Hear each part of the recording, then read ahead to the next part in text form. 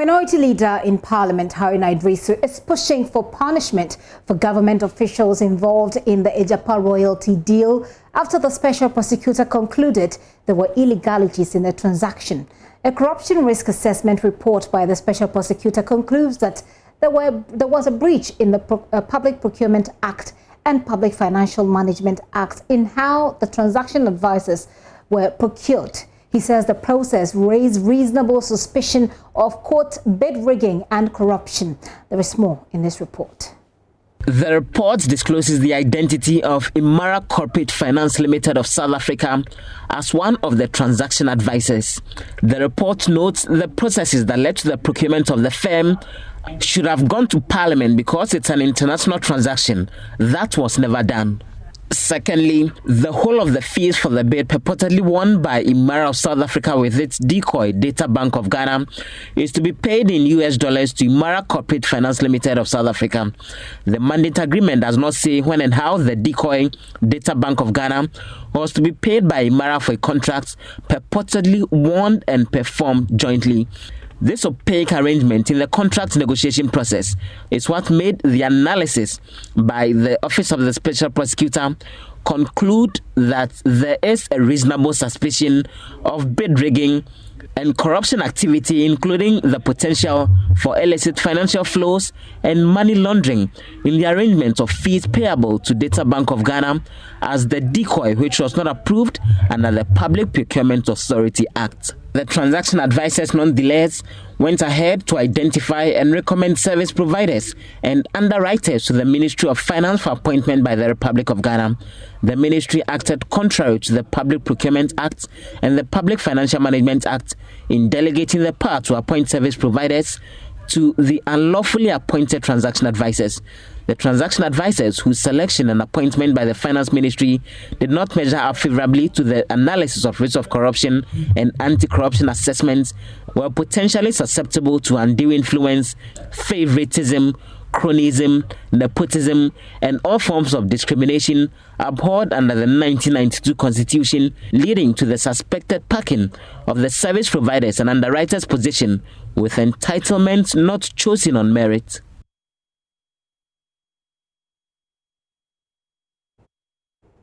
Well, my colleague Joseph Akable will be joining us shortly for that. But if you have been following this, I'd love to hear from you. What do you think about the actions that have been taken by the presidency, the actions that have been taken also by the finance ministry? The minority leader, by the way, has been speaking. He says someone must be punished for this.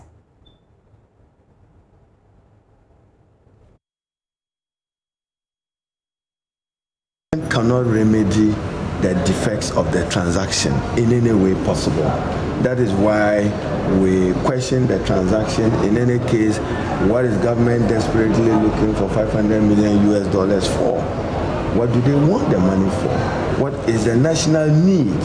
What is the emergency for which we must borrow? From a transaction that we earn without borrowing, gold contribute 4% to our national revenue.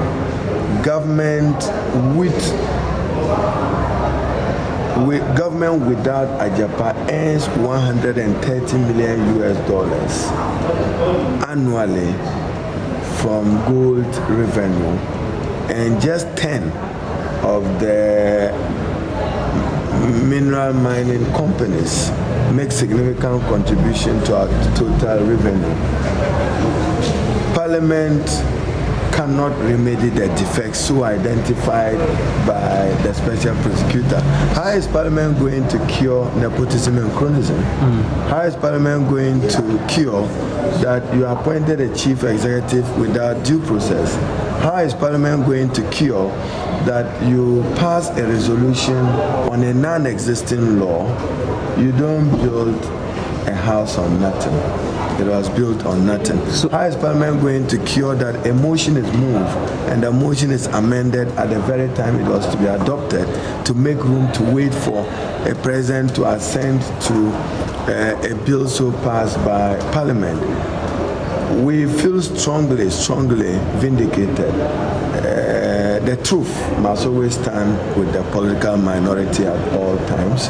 And Ghanaians will now understand why momentarily, I lost my cool and temperament for an important national matter of this character and nature. You find a minister of state trivialize it with Papano at that time, not concerned about the weight and magnitude of this particular transaction. You want to take gold revenue for the next 10, 15 years. What does that mean to the state? What does it mean to chiefs and people who earn a portion of the Mineral Development Fund? Government ministers were joking and reduce that transaction to a trifle. So that are you calling for it to be totally scrapped, suspended? What is your call as a minority leader? The minority is not likely to change its position on Agyapa. We don't. Well, what then will the minority do? I'll tell you who else has been responding to these issues. The finance minister. He's been responding to this special prosecutor's risk assessment performed on this transaction. My colleague Joseph Akable joins me right now. He will help us understand what the finance minister's response has been. Joseph, let's start with what he has to say about the involvement of Data Bank. And so first, he makes the point that he is a co-founder of Data Bank, which has been in existence for some 30 years and is a leading investment bank here in Ghana. He says that it has won several awards, including the best brokerage company in Ghana. And Data Bank has been actively involved in virtually every initial public offering of state enterprises here in Ghana. He goes on to make the point that sometime in 2014, he resigned and has since then not played an active role in the management of Data Bank. So he said, I resigned as executive chair of Data Bank in August 2012 and resigned from all Data Bank boards in February of 2014. And so he makes the point that since then, he has not held any position as Data Bank and has not been involved in any transaction that has seen Data Bank play an active role in terms of winning government contracts. Yet he says that through all governments, they played a key role and they have won many of such contracts as a result of the kind of work that they do, being a leading investment firm. So essentially, he talks about Data Bank's, track record, and then he talks about the fact that he himself is no longer involved in the day-to-day activities of this bank. But we also know that the point was made in a report about breach of procurement laws that have led to the inclusion of Data Bank, and that there were certain processes that had to be undergone, which wasn't before Data Bank was included. Tell us about that. In fact, the first part of it has to do with the fact that when approval was sought from the Public Procurement Authority, the SP says that approval was to ask for an international company to be brought on board to serve as transaction advisors. The special prosecutor says after the approval was obtained, the ministry now writes to the foreign companies asking them to submit their bids, and in that request, they are being told that they will find favor if they have a local collaborator.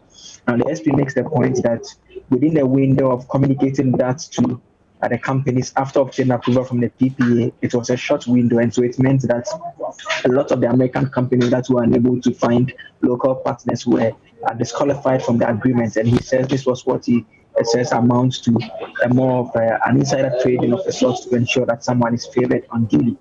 Now, the finance minister in response makes reference to the Public Procurement Act and argues that the stipulation in the calls for the bids to come in to collaborate with local firms or present a consortium to bid for contracts. He says it's not alien or offensive to the procurement practice or procurement act. He goes on to say that following an evaluation which took place sometime on 12 January 2018 of the technical proposal submitted by the two sets of firms by a duly constituted evaluation panel, Imara/Data Bank emerged the winners. And so the point is making is that one, it is the case that you are saying that when the approval was sought, it didn't include a local component. Says that is not alien to the PPA and it's not offensive to the PPA law, as contrary to what Mr. Amidu says. And he goes on to make the point that even after they had requested that they submit those bids with the local collaborators, it went through a rigorous process, and Data Bank and Imara, for that matter, were selected to act as transaction advisors. And so on that score, he disagrees with the point being made by the special prosecutor as well. So, Joseph, let me just quickly break this down a little bit if I can. So, in the conclusion of this particular report, Mr. Martin Amidu, the special prosecutor, lists some $15,000 per month payable quarterly in advance to this company you refer to, Imara. And then there's also a fixed success fee of $4 million US.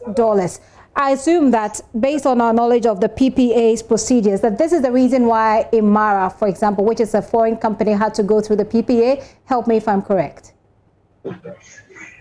And so, yes, and so the concern that the special prosecutor had was the fact that he says the arrangement was such that it appeared to be the case that it was actually Data Bank that was doing the work. Okay. And so it was more or less an opaque arrangement that you want to get the money to Data Bank, but you bought on some Imara somewhere that they are passing the money through them to make the payments. But again, the finance minister responds by saying that it's a case that Imara was the one that was selected, and the requirement was that it will be good enough if they have local collaborators and they're able to get those local collaborators on board. And so he disagrees with Mr. Amidu's claim over there, and he again goes on to make the point that in terms of the arrangement as to how Imara will be paying Data Bank for the service that will be provided, it's not an issue that the finance ministry should concern itself about. And so the finance ministry has signed an agreement to pay a certain amount over a certain 12-month period to Imara. And so as to what Imara does with that amount of money and how it pays Data Bank, it's not an issue that the finance ministry is concerned with. Joseph, thank you very much for helping us understand. So this is the perspective, or this is the response coming from the finance minister to the concerns raised by the special prosecutor. Well, the minority leader, Haruna Idrisu, says they feel vindicated. He says Parliament cannot cure the defect raised by the special prosecutor. Parliament cannot remedy the defects as captured in the conclusions of the special prosecutor. I should commend the special prosecutor for doing a diligent work on the corruption risk analysis of this particular transaction. How is Parliament going to remedy breaches to the Public Financial Management Act? How is Parliament going to remedy breaches to the Public Procurement Act and its accompanying amendment? How is Parliament going to remedy payments made to IMRA, which has a decoy company of Data Bank? How is Parliament going to remedy that? So I do not see the NDC minority ever supporting anything Agyapa. I want to be convinced that is worthy building a national consensus on, and that will be premised on three important issues. One, what are you borrowing the money for? What did you need 500 million or 1 billion for? Why are you monetizing gold royalties when you can leave the same royalties and benefit from it annually with $130 million US, noting that it makes a significant contribution of 4% to your national revenue and just a contribution of 10 mining companies. Now, traditional authorities and traditional communities will lose out because they benefit from the Mineral Development Fund. What assurance are we giving those traditional communities? Then, more importantly, risk of corruption.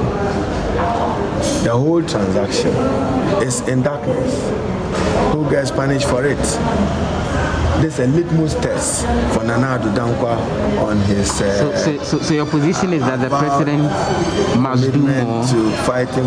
Yeah, he must do more than he should prosecute people. He must take responsibility. He must take full responsibility for it. You want to see criminal and not hide behind Parliament. All those actions of breaches, all those actions of failures, all those actions which is not in the public interest and national interest were executive decisions of the president. Well, what does the majority side in the House think? Majority Leader Oseiche Mensah-Bonsu says no decision can be taken on the way forward until the referral gets to Parliament, and he's referring to President Akufo-Addo's referral of this particular transaction to Parliament. The Majority Leader describes as preposterous claims that Parliament did not do a good job on the original agreement in the first place.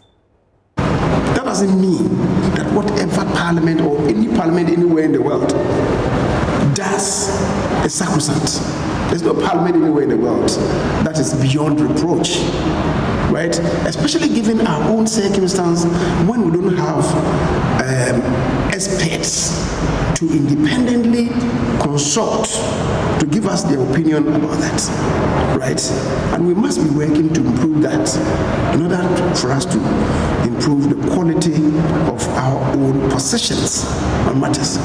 We are not experts. All of us are not experts in the various fields. It's important that we are able to engage consultants and experts, and we don't take whatever comes from government as a given, right? So we must work to improve the conduct of business in the House, right? That one, yes, I agree. But for anybody to say that, oh, we didn't do good work, we had 4 hours, that's not true. On one of the specifics, Martin Amidu sides with the position that, for example, the special purpose vehicle shouldn't have been in a tax haven, and that it amounts to putting the sovereignty of Ghana beneath that of the said special purpose vehicle, Agyapa. That's a point that the minority has canvassed, but he repeats that point that Parliament shouldn't have allowed the situation of the establishment of a special purpose vehicle as a government entity outside. How do you respond to Mr. Amidu on that concern, for example? The law that came, I mean, we shouldn't just be hypocritical. This law was first passed when? 2018, under whose regime?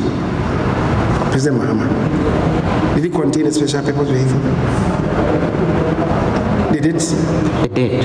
And what was the terms of the structure of that special purpose vehicle? Some say the amendment that was done in 2020 gave it more leverage. What leverage?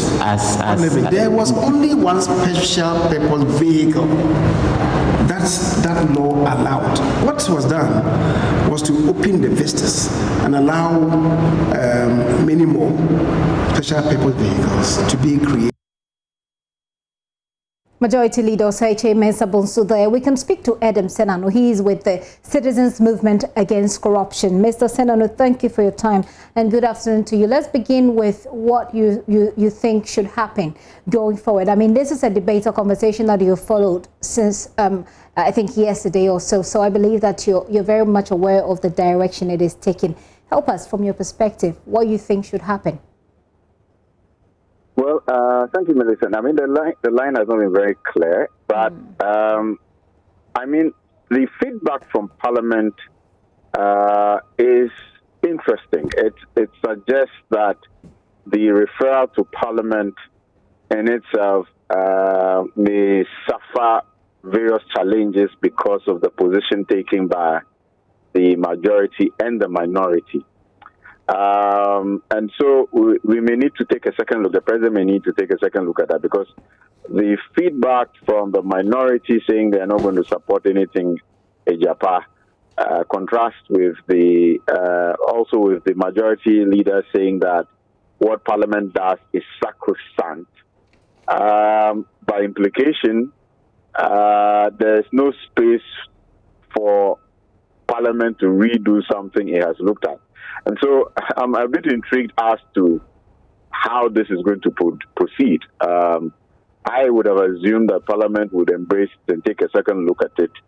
But what we are hearing suggests that the parties there have a different perspective on the president's reassignment of this thing to their quarters. I just want to find out, do the perspectives, or to what extent does it matter, the perspectives of the opposing sides in Parliament? Because the Special Prosecutor is emphatic in his report that laws have been breached. I mean, once laws are breached, I mean, these are laws, these are constitutional provisions that should guide the way we behave. So if the Special Prosecutor is emphatic that laws have been breached, monies have been expended, why should it go back to Parliament?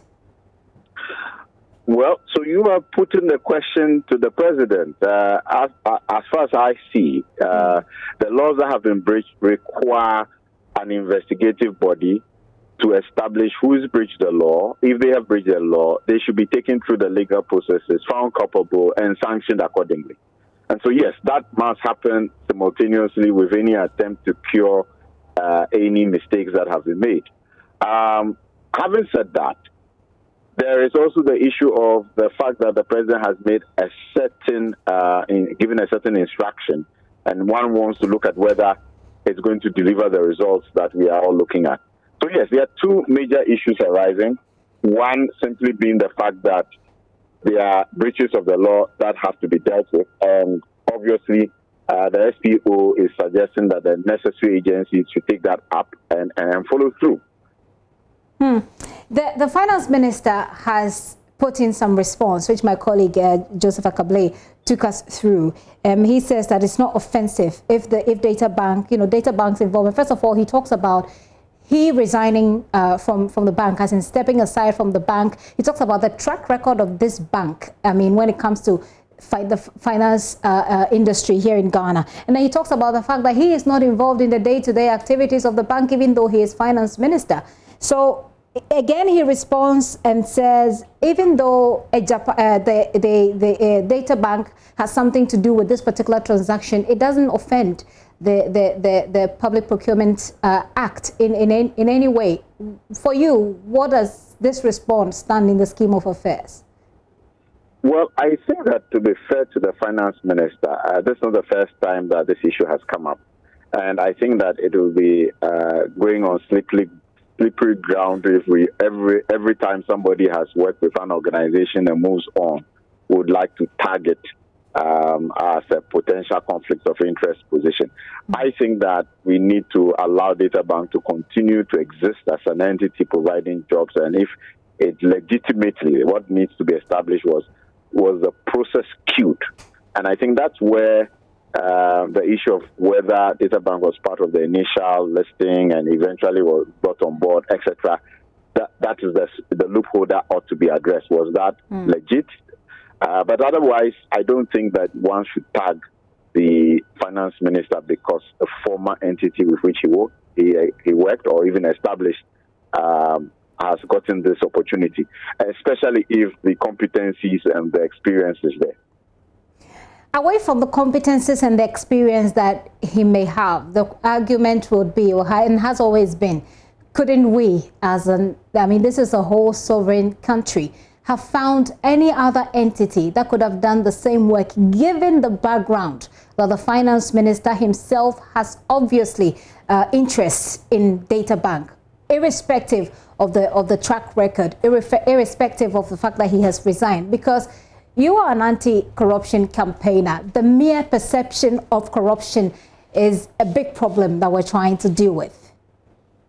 No, I think that it's unfair to say that we know obviously that he has an interest. I mean, he has an interest as in his relationship with the bank. I mean, even though you step aside, I mean, I think we will be just kidding ourselves if we say that just because someone resigned from something that they started, that they wouldn't have any connection. They wouldn't have any affinity. I think that will still be unfair. Okay. I think we need to make sure that systems and regulations work. So the question really put properly is, the Data Bank put in a bid for this? Okay. Were they qualified? Were the system of the process to do the selection and screen down, the criteria, were they followed? They did justify their inclusion. One needs to examine the documentation on the process to then see whether or not they were justifiably included and finally selected to play this role. Okay. If any of those steps were breached, then you have a comment to make. Otherwise, if you have one or two individuals who have been very active in different organizations and moved on into government and even have, as it were, resigned, taking out their interest and stepped off, those entities will not be in a position to continue business, especially if their business depends a lot on government. And that would be very unfair to those legal entities.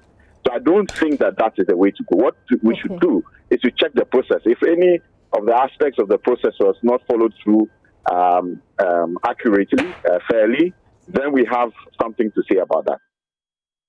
For you, a little bit of the special prosecutor's report. Essentially, he raises issue of what he calls reasonable suspicion of bid rigging and corruption activity. He talked about the involvement of foreign currency, foreign currency in this transaction, which essentially means that parliamentary approval was needed, but which was not sought. He talks about the involvement of Data Bank, which he addresses extensively, then some payments already made. He at some point indicates that Imara, which is the company involved in this transaction, is an opaque surrogate of Ministry of Finance and Data Bank Financial Service. Do these amount to substantive grounds to bring in the issue of corruption and conflict of interest? Well, yes. I mean, when the Special Prosecutor's Office raises these issues in a report, they ought to be taken seriously. And so that's where the follow-through investigations to establish as a matter of fact.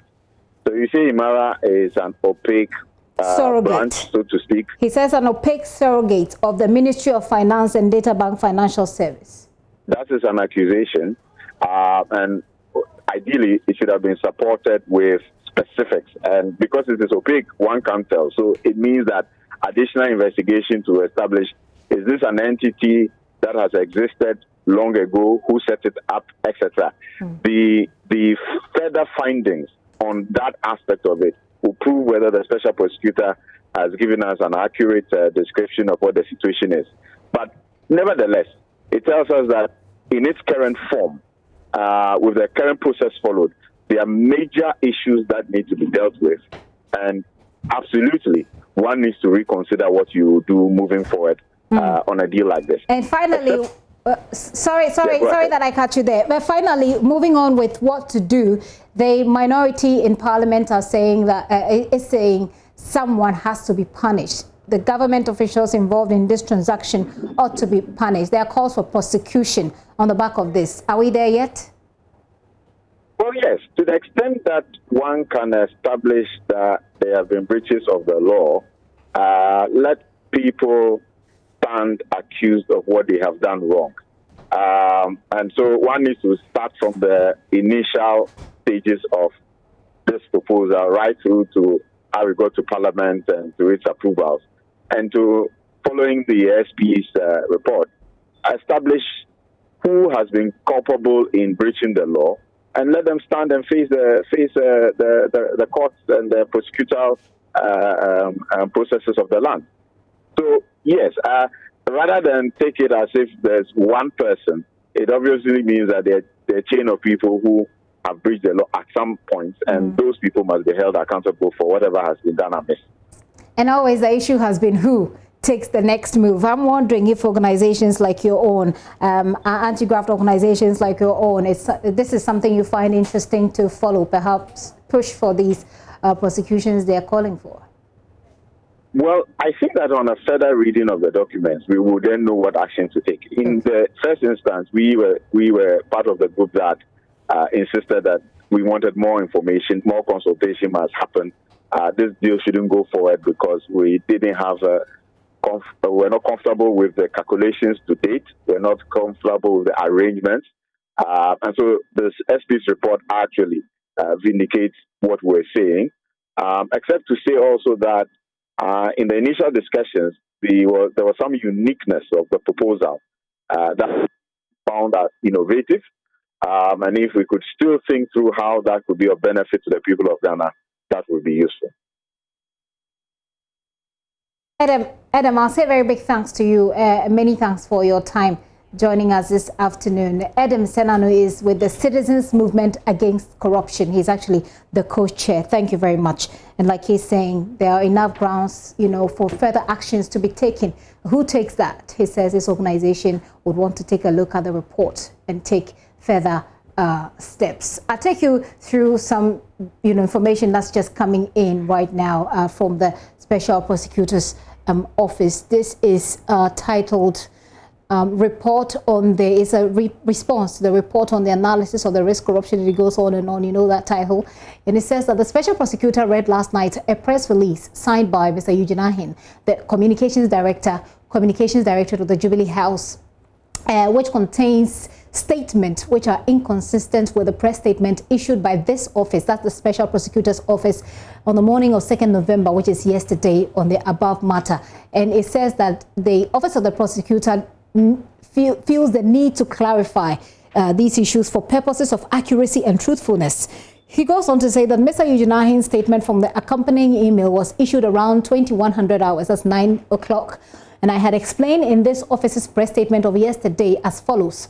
So he states what he had written earlier, and then Okay, let me see if I can read that just for our background. It says the analysis of the risk of corruption and anti-corruption assessment was completed and signed by the Special Prosecutor on 15th of October 2020.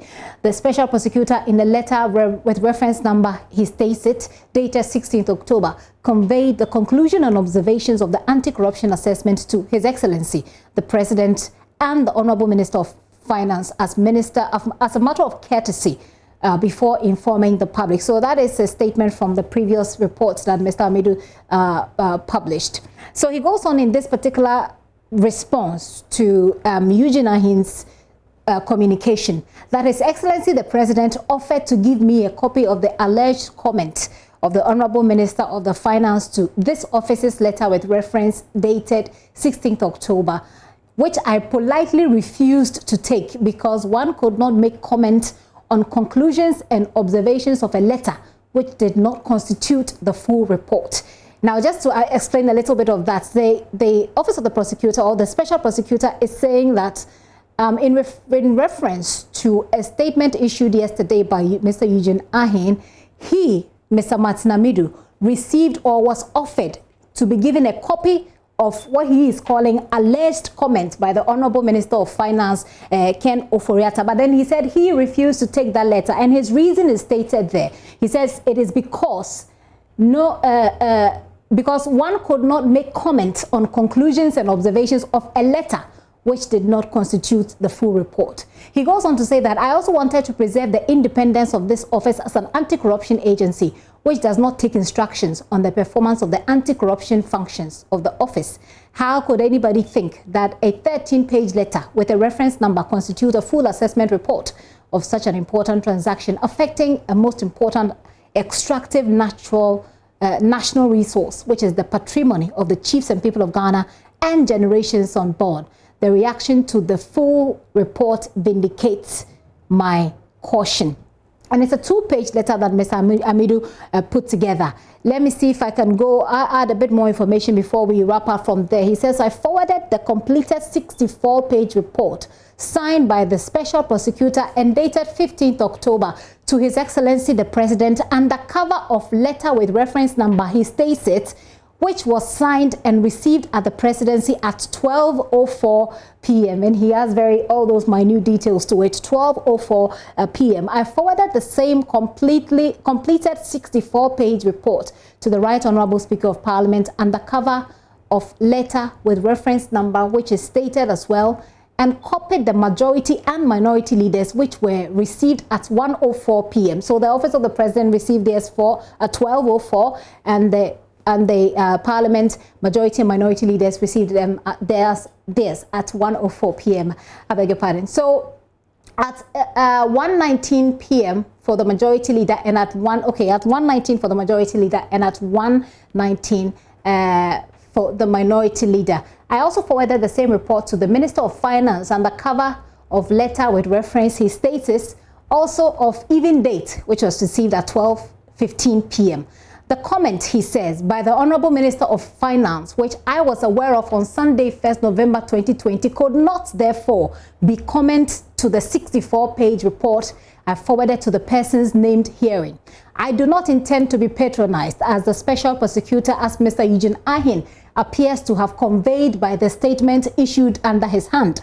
Analysis of the risk of corruption and anti-corruption assessment are serious anti-corruption tool with very serious consequences for any country dedicated to fighting corruption and making corruption a high-risk enterprise. He says the 64-page report was analyzed and assessed professionally and referenced with detailed analysis of the risk, corruption and anti-corruption assessment of the Agyapa Royalties transactions, from which no one can just pick and choose what he wants. The documents and the facts are real and were not manufactured by the Special Prosecutor. Finally, Mr. Amidu says the Office of the Special Prosecutor was either seriously intended to prevent and fight corruption or was only intended as a showpiece to be trivialized. The 64-page report must be taken seriously to make corruption a very high-risk venture in Ghana. You see it signed right there in blue ink. Martin Abike Amidu, Special Prosecutor. Essentially, he's saying that the response from the Finance Minister seems to have been made not on the 64-page report that he submitted to the Office of the President as well as to the Parliament. He says that the result of this particular assessment ought to be taken seriously, essentially saying that the response doesn't cover everything that his report has highlighted.